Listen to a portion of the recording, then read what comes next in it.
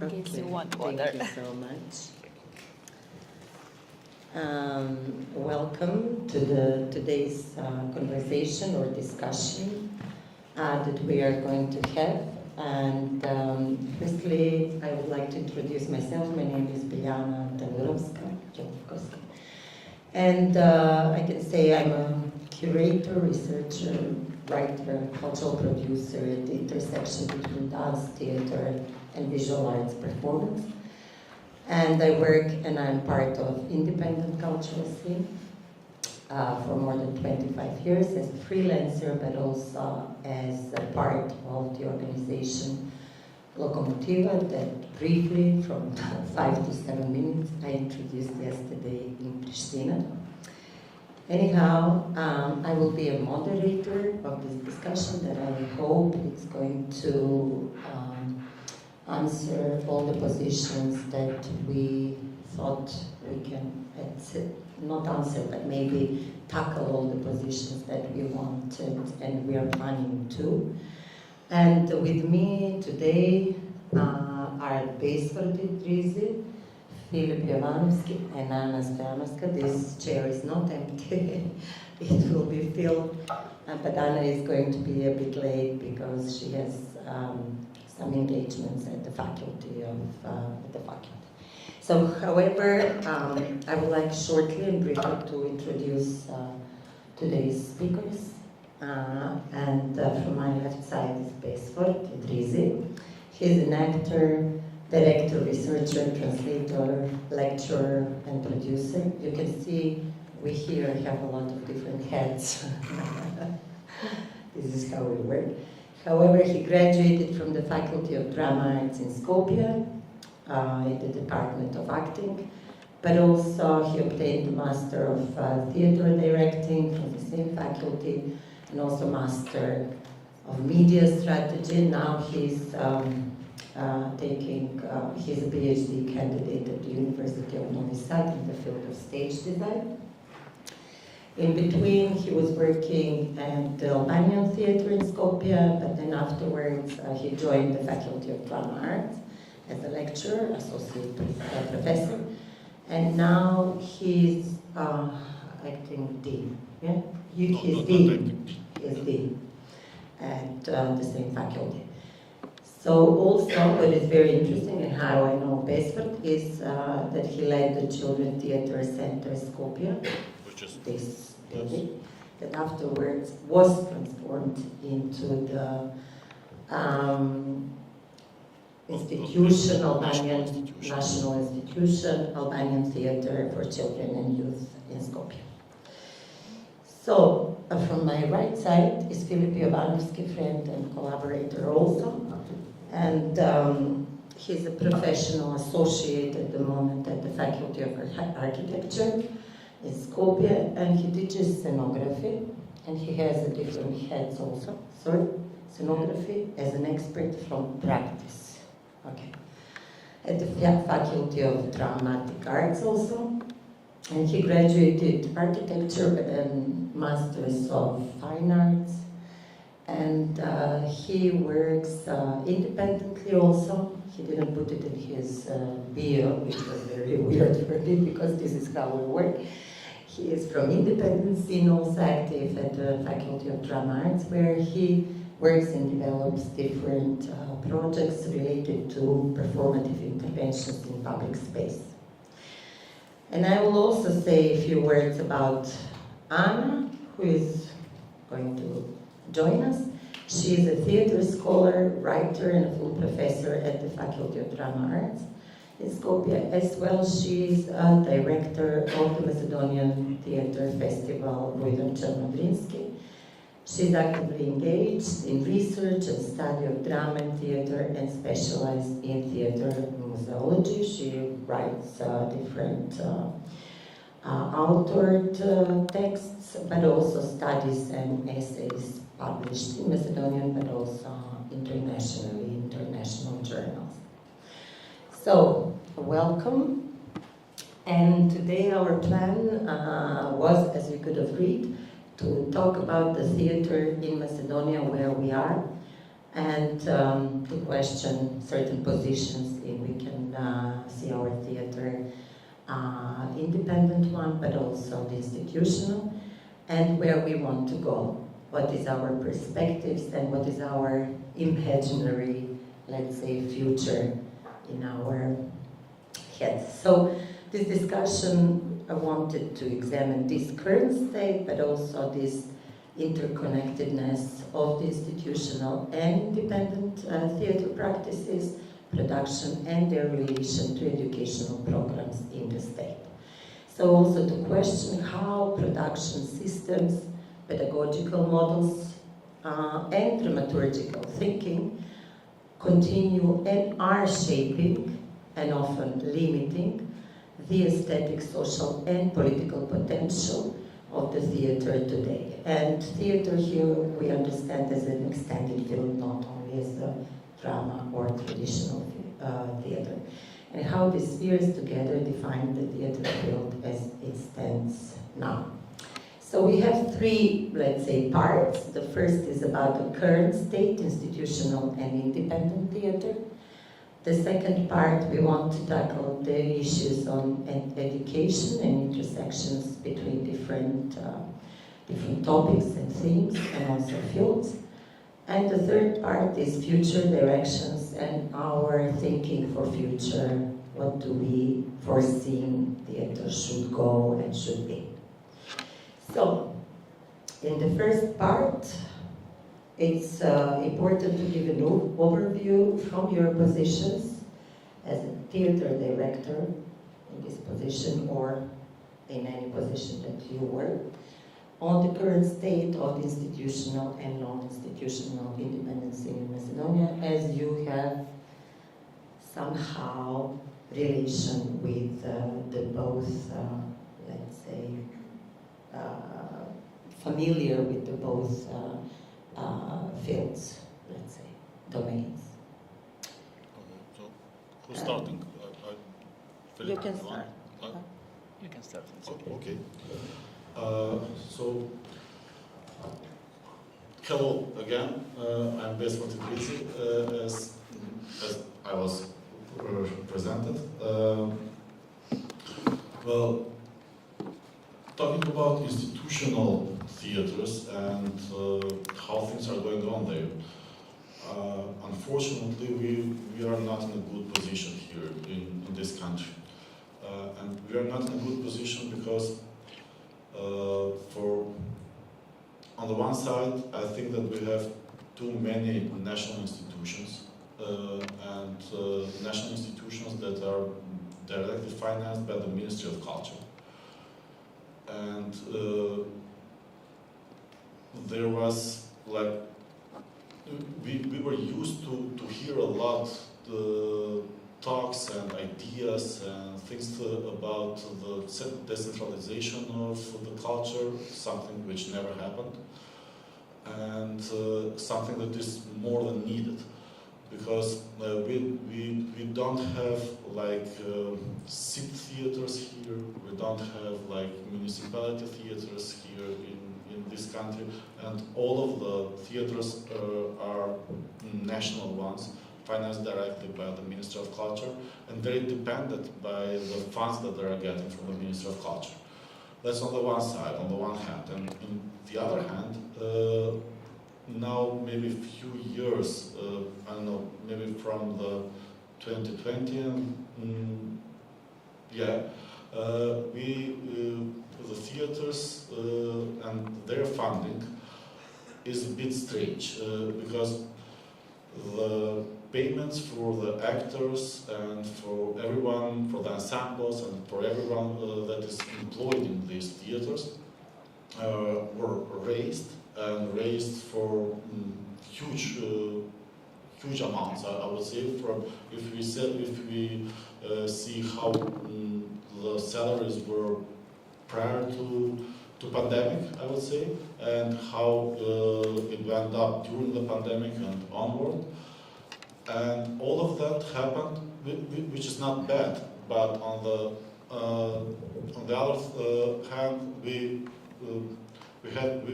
now we have a situation where the salaries are high and there is a lack of funds for the production. Because all of the funds that, or the most part of the funds that we have in our Ministry of Culture goes for the salaries. And now we are dealing with a situation where the ensembles and the artistic teams of theaters are treated more like bureaucrats, like administrative workers who are paid to do their job, but due to the lack of funds of production, they cannot do their job. So in most of the times, they are paid to stay at home. They are paid so whether just to play some old repertoire, or if they produce something new, then that new is something which leaves a huge room for desires. Like we can see the lack of funds, we can see the lack of, and due to that we can see the lack of ideas, lack of important directors, lack of important authors, lack of some contemporary approaches and things like that.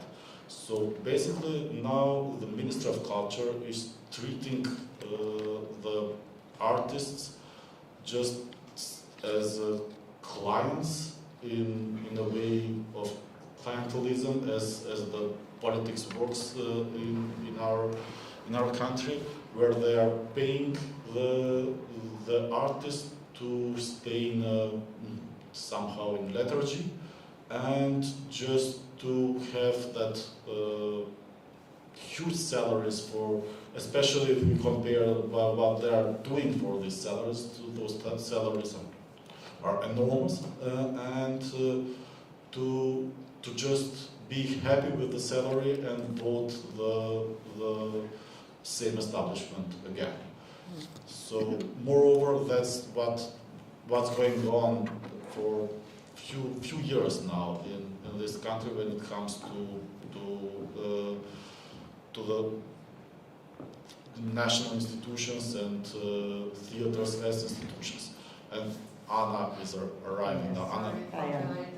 Maybe, yes, please join us. I already announced you, and we are going with the first part. Analysis of the current state and challenges that we have in front of us. And basically we're talking now kind of analyzing the institutional realm, but mostly we're saying that we have working conditions which are as you can okay. see. No, on one hand we have, because there is infrastructure, there are salaries, there are no funds for productions, but those funds can be fundraised maybe, etc. But now what we are... When you say infrastructure, what kind of infrastructure do you... We have buildings, we have employed people in the theaters, we have administrative help, we have technical state in some of the theaters. My question was, but not the whole country has the same conditions. We face now, after what happened with Korčani, it was a national disaster because it happened in one discotheque that there was a fire and 64 lives were taken. So more of the theaters were closed after that, as it was inspected that there are no well conditions in some of the theaters in the state. So we have, on one side, we have these well-paid artists, employed people, a lot of people employed in the institutions, and some kind of decaying of the infrastructure as it is in the country.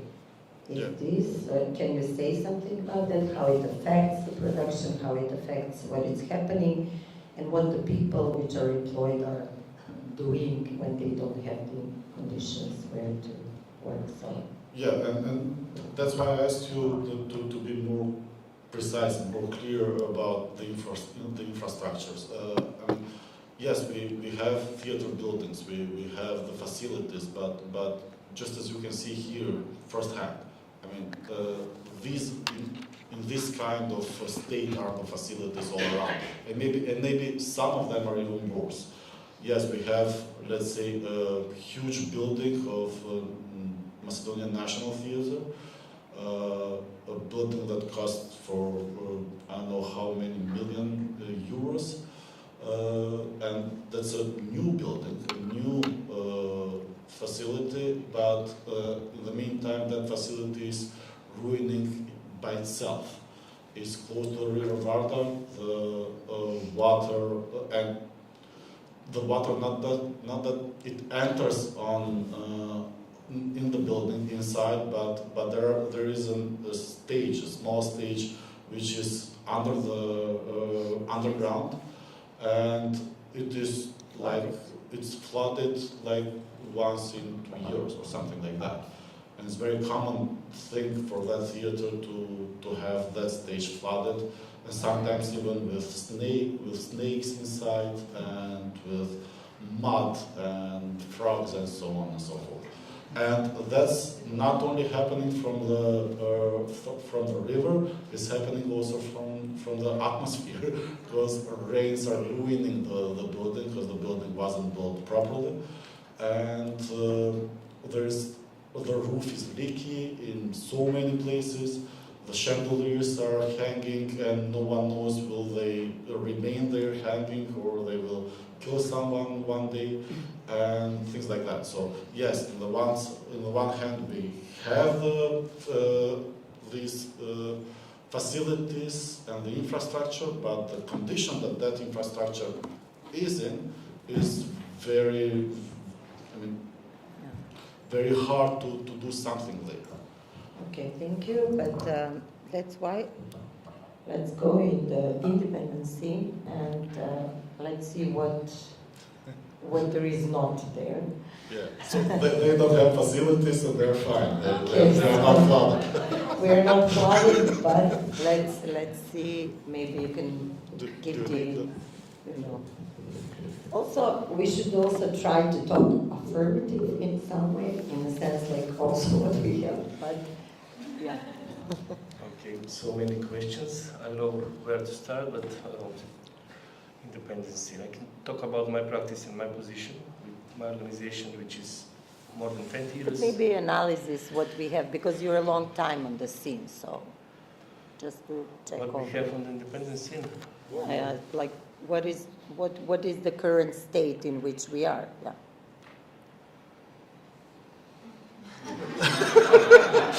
Try to be positive. I'm positive. I will be positive. If you are affirmative, you can also say what we have. That means we also what have we don't now, have. from May this year, space in the next 2 years in the railway residential building in Skopje. It's a cinema inside the building, very specific space. We worked there for a long time. We worked all together in different phases, also with Besfort, with Biljana, and part of other independent scene. So it's a stage built in the 40s as a part of a residential building, huge space, like 6 meters high. It was designed for cinema. And after working a decade there and trying to negotiate with many officials about reconstruction and giving some support, we realized that we didn't get any support from some public money, I would say, and we turned the situation and we started to build the space from the resources, from our resources that we have, communication with the residents who live there, and we managed to reconstruct part of the space. And we work there from May, and in the next 2 years we have Maybe who is we? Our organization, NGO, Faculty of Things That Can't Be Learned, established in 2003, works in the field of visual art, research, performing arts, and education. So yeah, I'm positive. We have a space now. We're not expecting anything from so far state, but we collaborate very much internationally, locally, with also educational institutions, Faculty of Theatre, Faculty of Architecture. So yes, that is one of the of the situations. For example, the showcase that Strich Theatre Group organized last month, part of the program was shown in our space. So yeah, we are pushing the things from that position. Also, what I would like to mention, because I worked a lot, actually I started as a stage designer in Black Box, so I know how this state institution of production of theater works, and I can say that independent scene is now in the much better position than the official institutions. That's my opinion, because the freedom, they have more freedom. Okay, there is not so much resources, but there is not so much resources in the institutions. When I compare from the budgets that we have 15 years ago, when we worked, Anna knows one of these performances that we produced in Filip.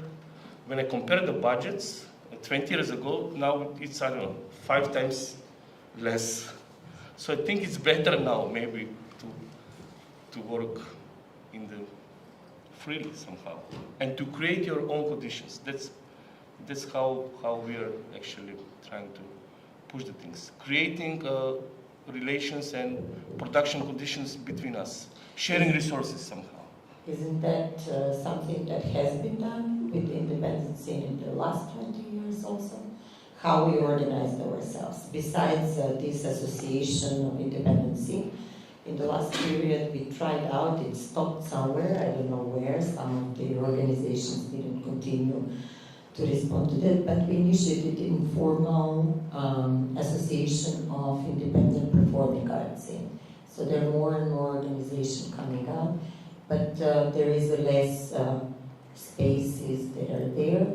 And there were many different spaces around in the 20 last years, but none for theater and performing arts so far. And most of the, not most, but all of the theaters are repertory theaters. There are no production houses or any other type of or model of an institution that can support different, I don't know, artistic practices and development of the different artistic practices. So in that sense, I would like to ask you, Anna, maybe you can also provide us with some analysis, because you are the director of Idrizi, the biggest festival, theater festival in Macedonia, but also there you have an insight also to provide the overview of the aesthetic tendencies, what are happening in the theater scene. Yeah. Thank you. First of all, let me excuse myself for my late arrival. I have some academic obligation because I'm a part of the Senate of the Rectorate of our university. So I think that is a great opportunity to talk about these questions today and in front of you. For example, I'm a head of the oldest and the most important theater festival in Macedonia, Macedonian Theater Festival in Filip. It's the oldest theater festival in Macedonia. Next year we are celebrating 60-year jubilee. So I have, when I started the work at the festival 3 years ago, I want to experience the theater production in Macedonia, all of them, not just institutional or national theaters, but an independent scene, because I love independent scene. They both know that, because I'm a spectator there anytime that they have performances. Situation is, let me be affirmative, but a big but, because national institutions are regularly, that's something Peter Brook called dead theater. You know, they provide performances, they provide an institutional form of theater, but there is no change of aesthetic. We all witnessing old form of theater, like realistic theater. Even Stanislavski's theater was better from nowadays theater in Skopje, in Macedonia. I'm sorry, but that's my opinion, because we have rare exceptions when we have modern contemporary theater. I'm working this week as a mediator of a roundtable Seperuta Festival at Drama Theater in Skopje. There are performances from the region, and after that, we have discussions like this, and we talk about actual aesthetic in theater in the region. And I can witness that in the theaters in the region, and our theater, when it's in the part of the Ministry of Culture, because Ministry of Culture founded these theaters, they all have some less interest of aesthetic, of changing, of modernity of the theater. And I think Filip was right, because independent scene has the privilege to be open, to create their own aesthetic, no matter the foundation, the money at all. So yes, and that institution, not in Skopje, but for example in Strumica, in Štip, they're center of culture, they're big buildings, they have no heat at the winters, or there are difficulties for the productions. Some of the theaters have repertoire 2 months, just for example September, October, then November, December it's closed, and there is no repertoire, they're not working. So there are a lot of issues to discuss today, because we have in the 90s, I think, from the last century, a really modern Macedonian theater. You know, we have Dejan Dukovski and his performances, we have Alexander Popovski's performance, and they were like something new, something modern, something avant-garde in Macedonian theater, late 90s. Then we started the new millennium, and we suddenly discovered the antiquity of Macedonian theater, so we started to, I don't know, seek for something that is not our aesthetic. And in national theaters, in institutional theaters, the main problem for me is politics, because politics always dictated the repertoire, no matter what. I think that we have a lot of good directors, actors of course, drama writers, but we need more to be more active in research and in starting to create our own aesthetic, I think, for the Macedonian theater.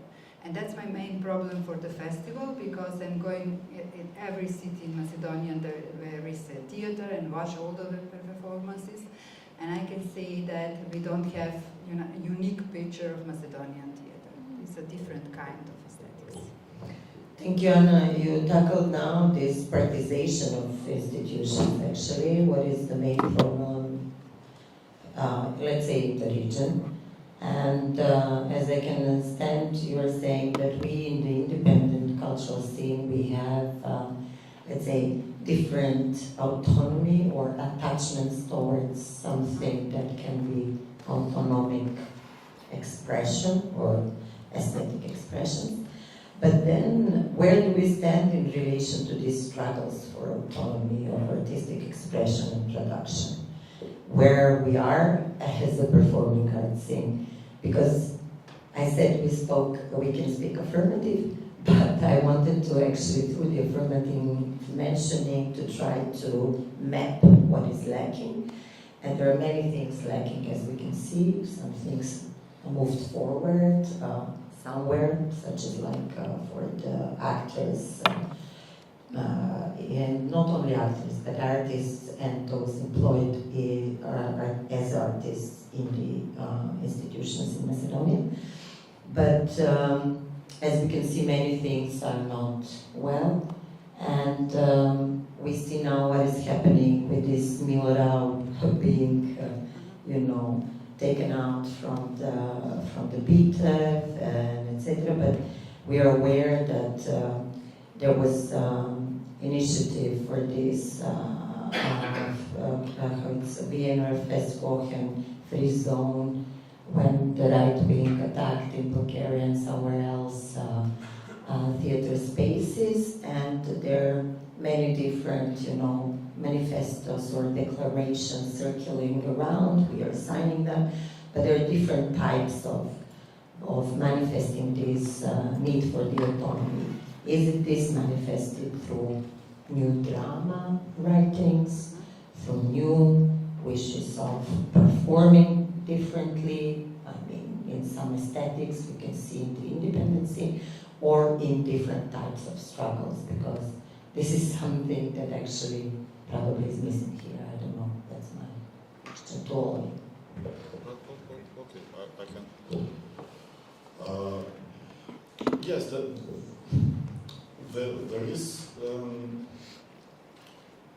is a freedom to.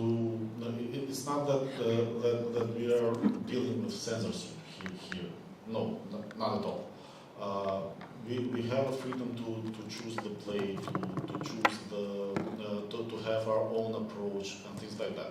But when it comes to national theaters and independent scene, for me as a director, at least I'm talking now from my experience, for me as a director, it's very hard to convince, especially the actors from the national institutions, to try something new, to try something different.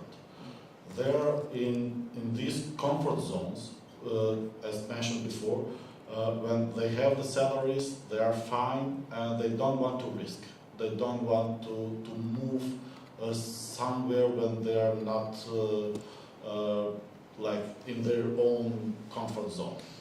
Even if you try to do that, you will. I've had that experiences in few performances when like you are doing a kind of a performance which goes by in one aesthetic.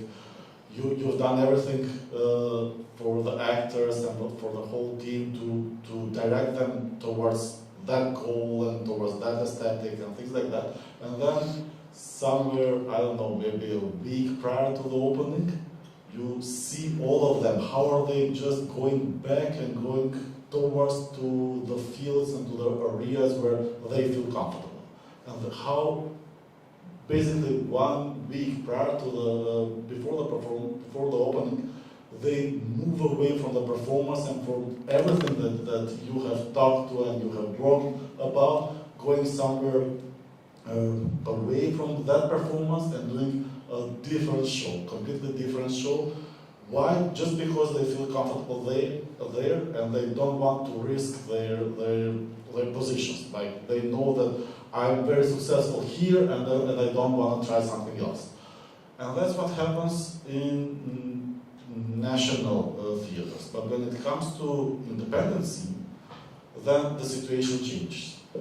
There, people. One more thing when talking about the national institutions, there, especially for theaters outside of Skopje, as Anna mentioned, some of them are really working only for 2 months during the year.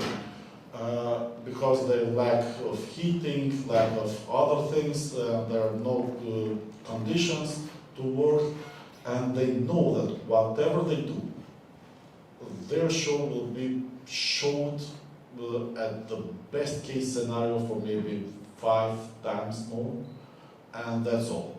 So they don't try to invest more in it because they know that in the best case there will be like, I don't know, 500 persons that will see the show. Most of them, like their friends, who will congratulate them no matter what. And that's all. And afterwards, the show will be dead. And that happens like yearly. It's not that it happens with this performance and not with that. It happens with all of their repertoire.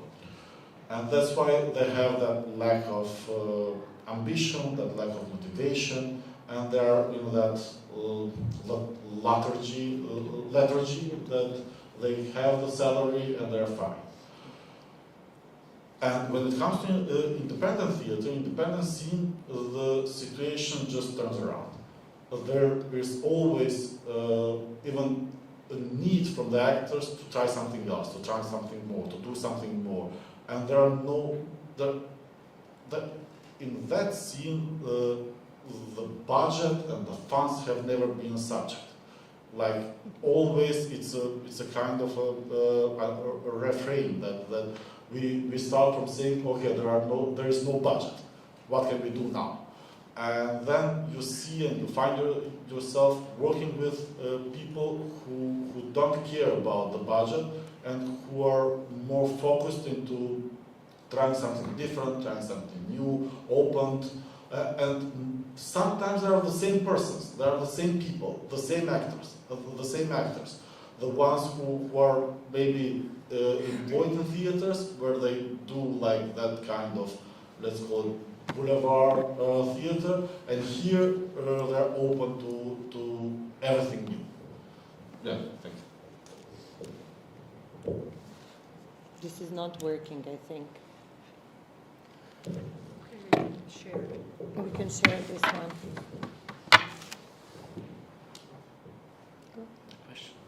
This is the question. Yeah, it's working now. Your touch. Very close touch. Direct. Filip, Anna, on the same question. How do we add this? Do you have anything to add? Or I think regarding the independent scene, because as you mentioned, there are some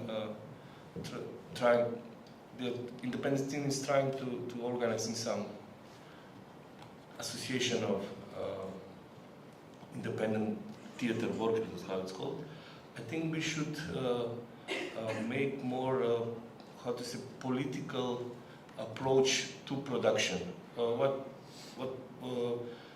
I say political, I think that we should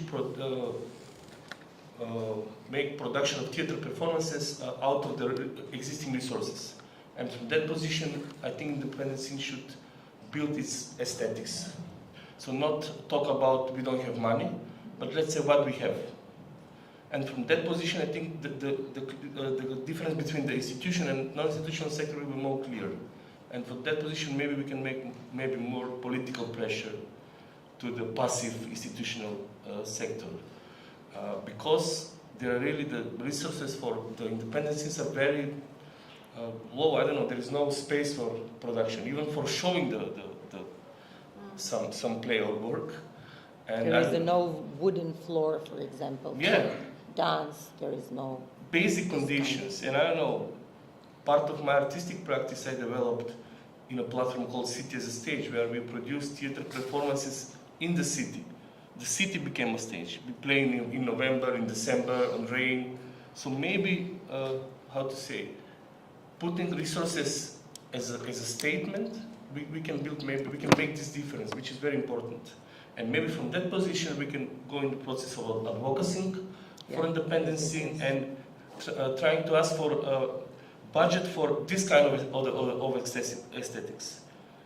And yeah, that's my comment on Maybe this. just one comment more, because this what happened for 3 festivals for the last 2 years, also with ACTO, maybe 4, but this year 3 festivals dealing with performing arts. One is a feminist, one is a queer festival, and one is performance platform that Locomotive is organizing. We said that we should start with sharing our resources, in sense of we tried at least 2 performances to share among each other, as well as different program activities. So maybe this type of actions also should be duplicated, not to be a competition, but to be alliances, and collaborators. Yes. I don't know if you mentioned the numbers of Macedonian festivals and theaters. No. This is Let me another explain question, this. please. Yes, Macedonia is a small country, as you know, as you witness it, but we have 18 national theaters and 23 theater festivals. And for me, that's the main problem. Yes, it's a festivalization Yes, of the I was culture. discussed this with 3, I think, ministers of culture in previous years and nowadays, of course. That sorry, microphone. Okay. Sorry for that. I was discussing that with the ministries of culture years ago and now, because we have this problem in the system. We are a small country with a really good theater culture and practice. I now will be affirmative because I'm proud that I'm a Macedonian theatrologist. We have interesting, authentic theater aesthetic as a culture, as our intuitive process of becoming ourselves as a theater performers. But because everything is budgeting from the Ministry of Culture, from the state, we have these 18, again I repeat, 18 theaters, national theaters, not just theaters, 18 national theaters and 23 theater festivals. And I was asking this Minister of Culture, we have my festival, who is the oldest and the most important theater festival in Macedonia. We share that budget with all of that theater festivals. Why? That's the main question. We need a strategic, like political strategic, what we are doing with the theater in Macedonia, not just institutional, independent theater. Because we, Ministry of Culture budgeting some of the independent performances and the festivals a little bit, some small parts, but it did. We need this strategy because we need to reform our theater. We are just putting money in some. Besfort explained it. It's not okay to do this budget for the performance that is just 4 or 5 times at a year that we will present it. Yesterday we were talking at the drama theater. Sorry for this, but I need the explanation. The performance was from the Mestno gledališće Ljubljansko, city theater from Biljana, and some of the reporters asked theater manager, how many actors do you have on your payment list? And she said 35, 2 stages, 12 premieres at a year, and they're budgeting from the Ministry of Culture, the city, and their own budget. And we smiled ourselves and we said, okay, in Macedonian National Theatres there are, I don't know, 60 actors who are on a payment list and only working 12 or maybe 15. That's the problem. That's the main problem. That is the last of the interest, because when Besfort would like to make a performance and they don't need to research something new or develop some new aesthetic, because their comfort in their pay, regular payment at the month, they do this and they don't have, something to research for, to live for, because for me theater is a way of life. Yeah. And so if you don't think of that part of your mind that is not provided by aesthetic or art, they're provided by money, then we have that. That's the problem with the Macedonian theater, especially the Macedonian National At this Theater. moment. Yes. Thank you. As we are still on the analysis, I would also like to tackle this question about the gender equality in the theater field, because there are a couple of questions here what I have in mind. First, do we see the emergence of new texts and dramaturgies that provide greater space for female actors and some authors beyond the classical scene? Then, now what happened, we understood the National Theatre in National Theatre here. We had the advisory board or artistic board, which is all composed by male actors. There is none female actor. And do you think that female sensibility and perspective are sufficiently present in the Macedonian theatre today? And also this is transferred towards the political perspective in how we reshape and rechange the theatre. First to answer your question, Biljana, because I'm one of the directors of the festival. I think two women are in this field. And I'm witnessing till today when we have this meeting from the board, because the board of our festival are theater directors of national institutions and faculty of dramatic arts. There is always some man that patronizing me. For example, you can do that. Oh, wait, I know that before because I'm a doctor of philosophy of theater. I was studying theater festivals all of my life and the theater performances. There is a few female directors at the theater institutions, and we have that for me it's a problem, not just from the feministic side, because I think that we are not discussing about professionals in the field. We are discussing who is more appropriate to work from the political agenda or from something else. So yes, we have a lack of feminist side of the story, because myself, I'm a writer, and I'm always writing, and some critics always told me, you write really feminine, you know, and I said, that's my part of my character, you know. I'm a little bit, I'm a lot of persons inside me, as I said, always, but I think that we should talk openly and clearly that we have a problem with that issue, not in Macedonia, I think in the region, when we talk about theater and the theater directors maybe, not managers of the theater's production teams, and for the theater festival. So yes, that's a problem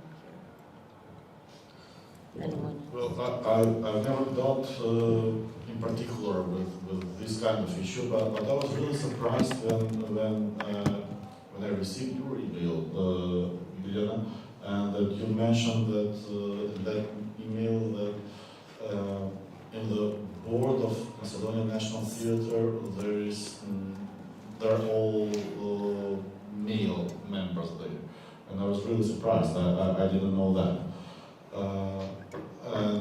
And that talks a lot. I mean, yes. I don't know why has happened it and why is that in that way, but yes, this kind of, and this is not the only issue, but let's say for this issue and for many other issues, we don't even talk about that. We don't even we are not even aware about these things. They're just happening, and nobody talks about them, nobody cares about them, like they're out of focus. Not only about the gender equality, but about many other issues. And I mean, that's part of that whole lethargy free. Do you want to add something? No. Okay. Okay, then we go to the second part, which is about the education, because I think that it's very much related. So where we are now in terms of educational programs in theater, or let's say performance studies, how we kind of adjust what is happening in the surroundings, so that means in the independency, do we institute some of the practices, how we institute them, does the educational, let's say, sphere communicate with the actual sphere where performances are produced. Also, I'm very much interested, how do we integrate intersectional topics, for example, that are like gender, as we said, race, ethnicity, post-coloniality, etc., also disability, accessibility, migration, borders, etc. And also intersectionality or systems of power, such as racism, I don't know, ageism, and all the isms and phobias, as marginalization or privilege for individuals and groups. So what do you think, what is missing in the current curriculum and it's not tackled, and what that contributes to the maintaining of this, what you are talking about, status quo of the theater in any different ways? I mean, for everyone. We can also talk about institutional education, but also the alternative education, so that's open. But all of you are part of the institutional system also, and some of you are of the independent one. So how this also communicates and yeah, to on the structural and the conceptual level, maybe to tell them. Maybe I can also say we see like expanded dramaturgy, curating in performing arts, but it's green production and green transition, etc., and many different things. especially post-drama theater and I think because we are all part of the Faculty of Dramatic Arts in Skopje, and we are creating our curriculums every 4 years, I think, according to the law. And it depends from professor to professor, because we are creating our own program, you know. For example, I study Macedonian drama and theater, bachelor degrees, and from film adaptation from the film studies. And in the master and the doctoral studies, I have my theoretical subjects. And I'm always trying to be contemporary, to try to compare my programs with the faculties and academic, not just in the region, but across the Europe and abroad. And because Macedonian drama theater and theater is a really specific field, we are studied only in Macedonia that, so I can create my program for my from my opinion. But I always have initiatives with the students to discover new practices, to experience other professors' studies, etc., to do some workshops for drama and theater, because I think it's important to build great education, then to create a great theater. That's my opinion.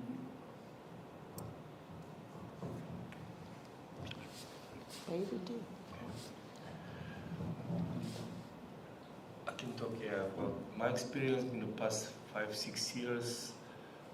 Part of the programs of our organization in the independent scene is focused in education, and we created a platform, laboratory for performative space practices, City as a Stage, where we collaborate very closely in partnership with the Faculty of Architecture, Faculty of Theatre, and students. So as part of my interdisciplinary practice, and also as a part of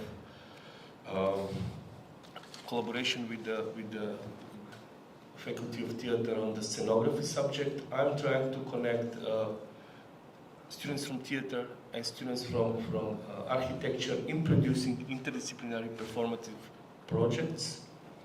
And I think so far we have really successful and still good models. The combination between formal and informal education. So also I'm trying to, for example, in the classes of scenography, to connect stage directors with architects, but not only to produce projects for black box, but to produce also projects for public space, for site-specific projects. So I think there is climate, there is positive, that's my impression. There is need, I think, also from educational institutions, but also from students. I feel that they need to mix each other. For example, yesterday we have at the Faculty of Theatre public workshop Faculty of Drama. Of Drama Arts. Yeah, in collaboration with the Faculty of Scene Design in Novi Sad, Faculty of Drama Arts and Architecture Faculty, one working process with students. We invited students from architecture and also from theatre, and we really share experience about this in-between practices. So yeah, I think there is field here to push the things. Maybe we need time to make it this more formal, to put it in some official curriculum, but I think it will happen. Maybe Besfort can add, because we also... Yeah, now talking about our faculty, we are very based in our curriculum in the 20th century, and which is sometimes good and sometimes not so good. And I can say that, and I can share what people coming from abroad holding different master classes, workshop, and informal education in our faculty have told me. So on the one hand, they say like they are very surprised that how our students are really well educated when it comes to 20th century and important figures, important personalities, important isms in that century, but how somehow they lack when it comes to these new movements and very contemporary movements that are going on now. And on the other hand, they have said to me that it's very good for them to see how and very refreshing for them to see how students know a lot about the 20th century, something that is not happening abroad, something that is not happening like, for example, in the Central and especially in the Western Europe. But when it comes to these new tendencies, we have a lack there, and now I'm talking generally, because of course there are professors, there are individuals who do their best to involve these new practices in the curriculum, but it's not something that is focus of, like in general focus of the faculty. And knowing this, in the several past years, we've done our best to fill that gap with this kind of with this kind of workshops and informal and informal education in order to fill that gap. Yeah. Okay, before I open the discussion, just to ask you for your, not materially, but conceptually and politically how you see the future changes in the field, and what would be your recommendation for redefining or reconstructing, reformulating, let's say, the system in which we create. And and we receive theater, let's say. Not materially, conceptually, politically, because also the fields educational and also the field of creation and production are interrelated. So what would be conceptually and politically should be changed so we can see the different future. I can help maybe. I'm sure that Maybe also you can persons, do the provocations, but also the audience can. Yeah, I just wanted to say that there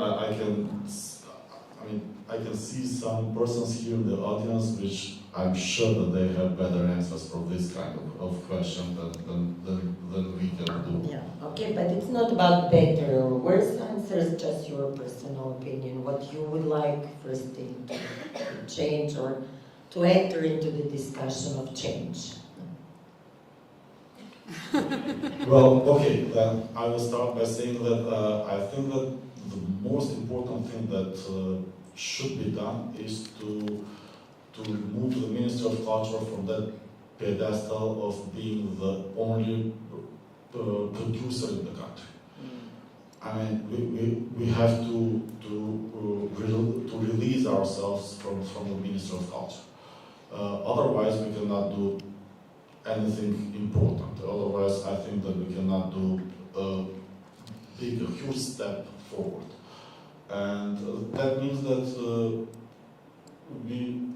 for now, we can. It's very rare, almost. I mean, hard, yes, to find some other resources for a theater show, to produce a theater show. It's almost impossible to remain alive doing theater and dealing with theater as a job, to remain a theater maker if you're not employed, if you're not part of that lethargic system. and that's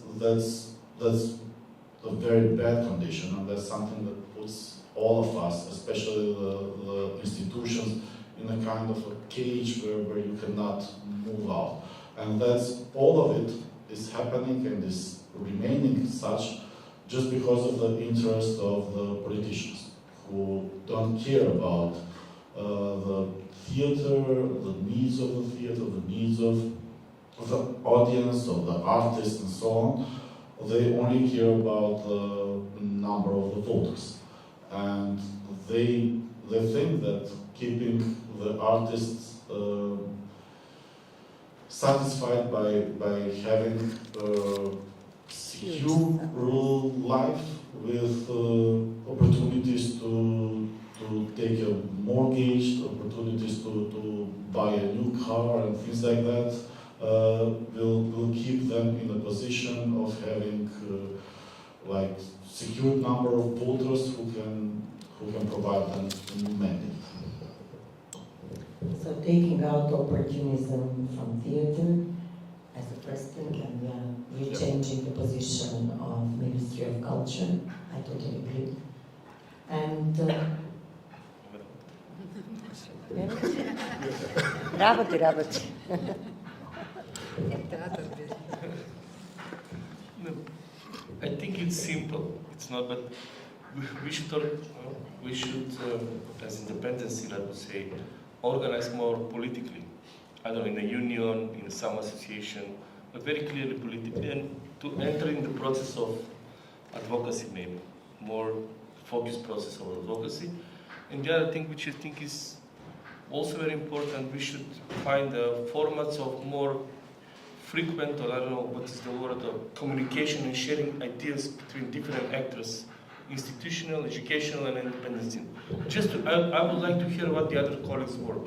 Just to hear, just to, maybe we can invite them. That we should organize ourselves as a whole, performing arts, and not only independent and institutional.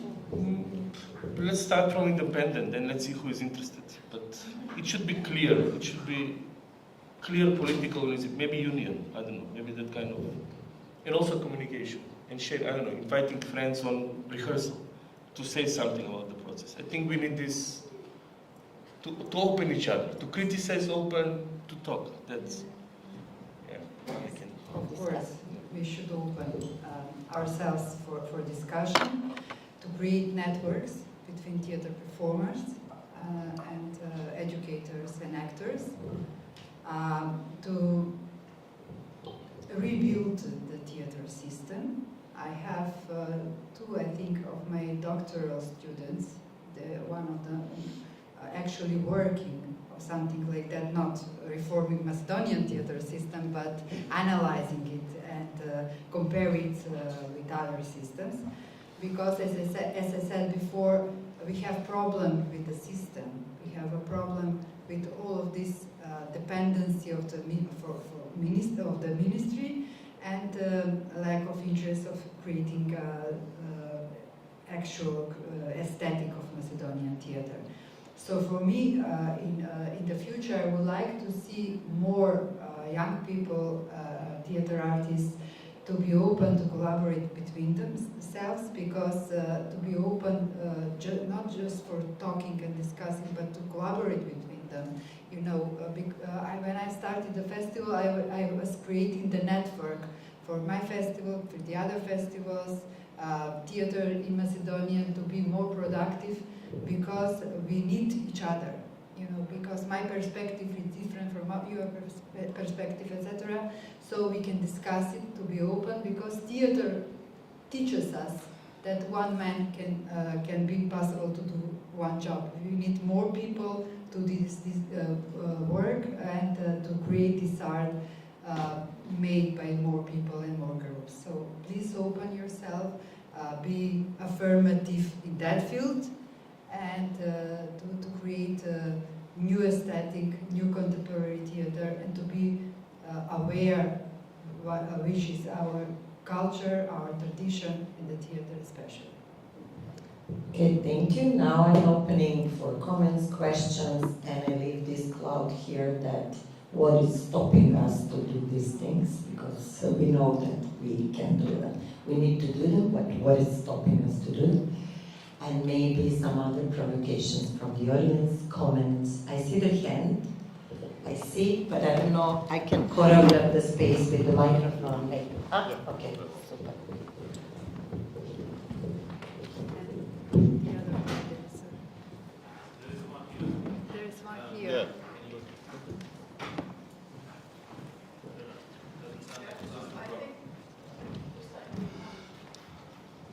Okay, can you hear me? Yes. All right. Yes.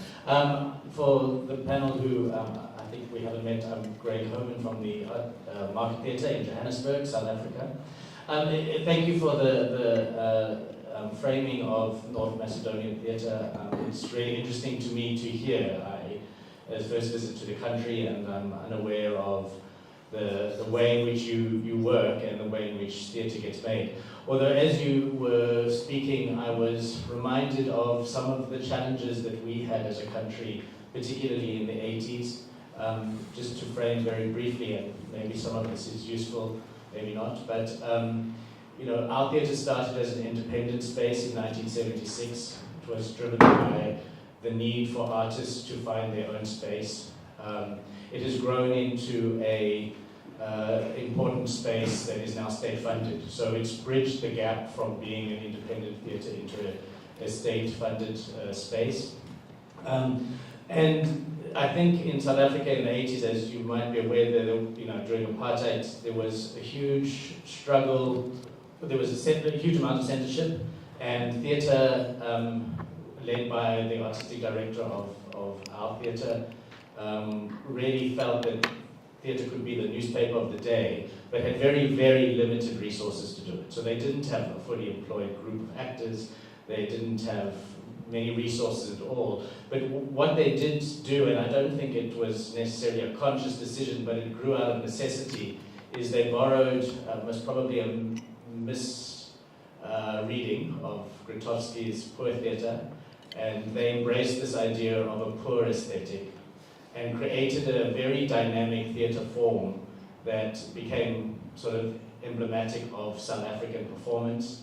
It was fused with storytelling and traditional South African or African storytelling methods, and it had multiple other influences and so on. But what came out of that was a new aesthetic that was not reliant on much aesthetic values in terms of setting and all of those other things. But it was really reliant on the actors as the starting point. So I'm sharing that just to say that I recognize the struggle between independent and state, and it sounds like you have a state theatre or state-funded national theatres that have huge resources in that there's lots of bodies and people who do it, and what sounds like maybe the difference is that in the 80s in South Africa, there wasn't that, but there was a huge desire to make something new and to say something important. And maybe with the comfort of salaries and the comfort of all of that, that is maybe not there, and maybe the desire to create something new is not there. The independent theatre sounds like there's a desire, but then there's not the stability. And it's about bridging those two divides. And it sounds from the little bit I've heard, it sounds like the need to work, and I don't know how it's wired, so maybe this is entirely impossible, but it sounds like the resources of the state theatres, the national theatres, and the independent kind of need to work together and not see themselves as two separate things, but one thing that is trying to create a new aesthetic that makes sense for North Macedonia and becomes the identity of North Macedonian theatre. So just some thoughts and some observations from the context that feels familiar in some ways to me. Thank you. Thank you so much. I would Yes. like something. There is someone, but maybe you can. Yes, I would like to share with you, because we have in our history at the beginning that kind of situation as you mentioned with the, for example, that storytelling and parts of the national history. And we have our theater history is really long in the past. And we have, I think, three different periods when we have really structured aesthetic as a Macedonian theater and drama. For example, at the beginning of the 20th century, we have national drama playwright Vojvoda Černodrinski, who created the position of Macedonian theater here, from the traveling troops to national theater. Later, in the 1945, after the Second World War, we created our country and we created our national theater, and then we have developed our own aesthetic. That was surrealistic aesthetic, but that was our aesthetic. We were part of the, as you know, from the former Yugoslav Republic. So after that, when we became independent in the 90s of the previous century, we started to creating our aesthetic, built it from these previous eras of the theater. So we have the foundation, you know, we have the authenticity, we have specific kind of artistic programs. Our actors developed their main method of acting, etc. I think the problem is with this system now is from the political issue. No matter the party, you know, each party has own interest here. But I think when we liberate the theater, free the theater from that influence, then we can show our creative force. That's my opinion. This is the autonomy thing. There are hands there. There is a lady who. Yeah, and one more here. Hi, this is Amy. I'm based in London, but I'm from Hong Kong, so I work across two cities. I have one affirmation and one question. Affirmation is, this June we actually brought a play from Mia Efremova, based in Stip, to Hong Kong for a reading. And it's very provocative, it's a really small budget, but we made it happen because of the virtual case. But also, we from the collaboration, we had our creatives, our audience also had curiosity towards North Macedonia, because not many people have been here, is because the play that we chose is really Sarah Kane-ish, let's say. We are curious about is there younger audience in North Macedonian theatre? Is there a new audience? And let's say, is theatre something that they like? And let's say to a more extreme, like if the theatre scene, no matter independent or the wider scene, decided to unionize or change, do you think the new generation of audience would support you, or are you still some gap to that wider support? Thank you. Maybe we can also get the question. I don't see. Okay, there are two more. Check out press. Da, Sasha. No, Sasha. And then. I think I will be very short, if I could. I think the problem is very pragmatic, and it is something that should be done not today, but from tomorrow on, for improvement of the Macedonian theatre. What I think is that. I think very shortly, there is a three very important spots in general of the Macedonian theatre. The spots that will, if it will not be improved, will turn very dangerous metastasis into declining of the Macedonian theatre and drawing into conservatism and something that is not interesting. It is not attractive to the world, especially. The first spot is repertory. Repertory is a general core of every theatre. There is a general strategy that should be done, and maybe to tell that it's not a problem of the ministry, it's the internal problem of the theatres. They have to decide what should they do, who will work, who will direct what. That should be directed into some kind of motivation of dance of the whole repertoire. From now, the repertoire is something that is directed on the every taste, and it's a little bit not interesting. Having the names that will bring, it's not a problem that we have big names of a famous theatre director who will bring us something very expensive, and we'll try to find some finances to pay and to make something that will bring us to the major theater festival in the world. That is something that is a type of living of the theater. Maybe, for example, maybe next theater season will be the social issues of the Macedonia, maybe the war in the theater. However, the theater in Europe are doing that things, and this experience that should be very interesting for the Macedonia. The second one is Macedonian drama. Thanks to Anna, she said very important things about that. The Macedonian drama is not staged. The Macedonian stage is a very big cancer. It is not staged because of this or because of that.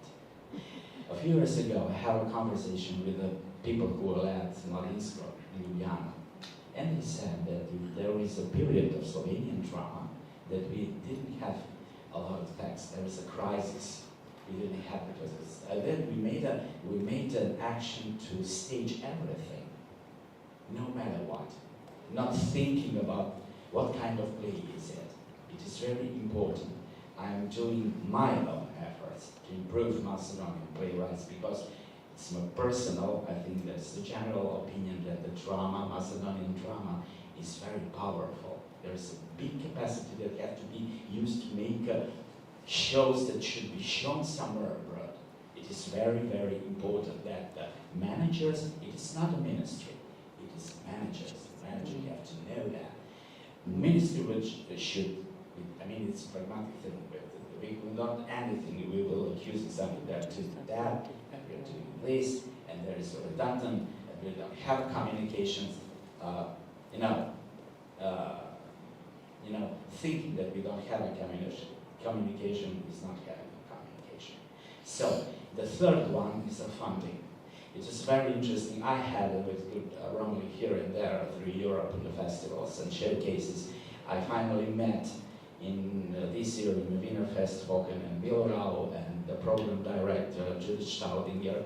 And that 15 minutes of conversation, he told me that he, after two years, they had managed to invite the representative of the European Commission in that festival, where they was thinking that powerful, I mean, the famous director, their project had been in the repertory of the Wiener Festwochen, were speaking with him to rise up the percentage of the global domestic product into 5%.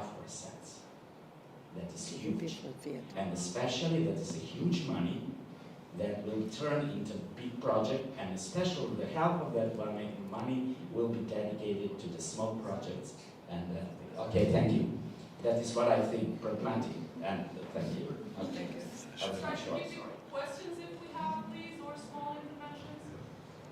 Yeah, over here. Hi, Tom Muster from Germany. I found it interesting what you taught in the beginning about the rise of the salary of the state-employed artistic personnel, and I'm curious what was the reason or the motivation behind. Was it maybe a fruit of political activism of cultural workers to have decent condition, or was it a kind of fruit of the clientele system to give in a patronizing way money to some people, or was it also a kind of a bit smarter political decisions to give money to artistic minds that they fall into their comfort zone and fall in a kind of lethargy, how you describe it? Because when I compare it with German independence scene, we have some ways where governments give money in situations where they fear critical dissent. So we had huge money in the Corona crisis, and it was given to artists to keep silent, and in the past there were other situations like that. So I would be interested what was the motivation for the rise of the salaries here.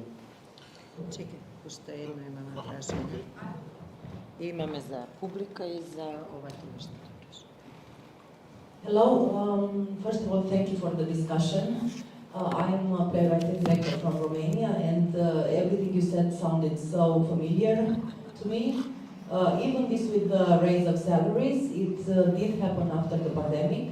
And actually, the thing is simple, it's mathematics. The whole budget didn't grow up, only the salaries. So we were left without money for production. The bad news, what happens in Romania now is that they cut the salaries and didn't raise the budget. So now we don't have salary, we have bad paid people and no production. So my question would be, what about, the laws, the legislation, the cultural legislation? Are you happy with it? Are you trying to change? What are the perspectives? Because you mentioned decentralization, I think that's important. I didn't know, it's really crazy that you have 18 national theaters. But I think that the legislation is the first step. You mentioned syndicates, you mentioned organization, but the legislation, I think it's an important step. We are trying to fix this for some years. I'm curious, how is it here? Okay, so there are, let's say, three group of questions. One about the young audiences, one about the legislation, and one about the raising of the salaries and how that affect and when it can. Shall we start? The legislation, Yeah. that was an example of how perverted this Yeah. can work. Okay, maybe we have the next Minister of Culture here with us. He can say more. But I can say that I have been in a group of pro bono working as a representative of the independent scene for the law of culture. And also I've been working as one of the experts in the National Strategy for Culture. Those were developed for, I don't know, we worked on that like for 1.5 years, maybe more. And they were really, from my opinion, my perspective, very good and very much prospective in a sense of development of different instruments that would support the working conditions and develop intersectionality and also give the possibility of performing arts, my perspective to develop. But unfortunately, I will just end because we don't have a lot of time, but also maybe Robert can say more. They were not voted in the parliament. So we come to this decision of the parties that were thinking about the different priorities rather than the field priorities. I would just say, let's say it like that. Maybe Robert, you can say something more, and then we can answer the questions also because. Of course, I can give 2 more hours about that, but very, very briefly. The first thing is there is no enough money in the Ministry of Culture budget, and it happened that this is what's said, the only provider. So the question is not about the people that should deal with this money. The question is at the Prime Minister and the Minister of Finance, who have to give bigger percentage for culture once the ministry is the main distributor of money. So whatever selection you made, it is not enough. So let's say I as a minister tried to attempt to cut one of these festivals, and then the Prime Minister called me and he said, "What are you doing? 2 prime ministers of a neighboring country called me. What is your crazy Minister of Culture trying to cut some festivals which are very important for theater?" So you see, you cannot make any single decision if you don't have the money. But also, the politicians, they want to work and to deserve whatever the money. So there were comments there, great, and Sasha was referring to this. Whatever you do, you have to work. You have to have a career. It's not about the salary. It's not about so sometimes when you miss something, you are overstressed, and finally you achieve some results, and you realize then you have to face with yourself. So this would be my short comment. So the state of mind is important. a much bigger budget, and then for reforms you need consensus. Thank you. Maybe just for the audiences, I would like to give the feedback. Okay, I will try. Yes, we have young audiences a lot. When we have opportunity, we discuss these issues with them. For example, at my festival, we have these round tables for performances for every performance itself, and we were discussing, and they were seeking for a new aesthetic, new ideas in the theater. They were seeing, and they are creating. For example, if they are theater students or maybe young artists, they are creating their own performances and their own program. We have, as Sasha said before, we have really good theater writers, drama plays, from each generation. You know, not only that I mentioned Tanurovski, before him there was, I don't know, Goran Stefanovski, a lot of names. And now we have young writers, but we have problems that they are not staged on our theaters, and that's my main problem as a theater, as a director of the theater festival, and as a professor of the Faculty of Dramatic Arts. I'm always like, you know, in every interview and any meeting, I always discuss this. We have really good dramas. We have really good dramas, but we have problems because our theater directors, not Besfort, but a lot of them doesn't read them. And I created the program at my festival. It's called Dramoletanje. It's two words, drama and flying. It's created that word because we initiated the bridge between the drama, the theater playwrights, and the theater directors. We have this pitching forum where they can present their dramas. And the result, for now, it's negative because there is no answer from the theater directors and the theater managers. So that's the problem for me. But we have the audience, and it's a really good, they now initiate, they have their own initiative in the theater. Can I add just something related to what Robert said? I'm Florida, also an enthusiast of theater. Strangely, I saw yesterday a video. It was cut from a classic conversation, I think, and it said like how people in 70s and in 80s, their main priority was not money when they worked. Their main priority was if they liked what they worked. If they liked what they worked, then people were successful because they were talking with each other how they like what they do and they were inspiring each other. And nowadays, so the problem with theater and even with the world is even more huge because people think about money first. So this is the problem of capitalization. It has like infected even theater and culture workers, unfortunately. And how to change this mindset, this is a huge question, and maybe a lot of people should work to change the mindset and to inspire each other. Thank you. Thank you for this note. I will take it from here and to finalize, actually. What you are saying and what we are all suggesting is to rethink the system in general, how we live first, but also how we work and how our systems can be adjusted towards that. But I would like to say that there are many different issues that came up here today.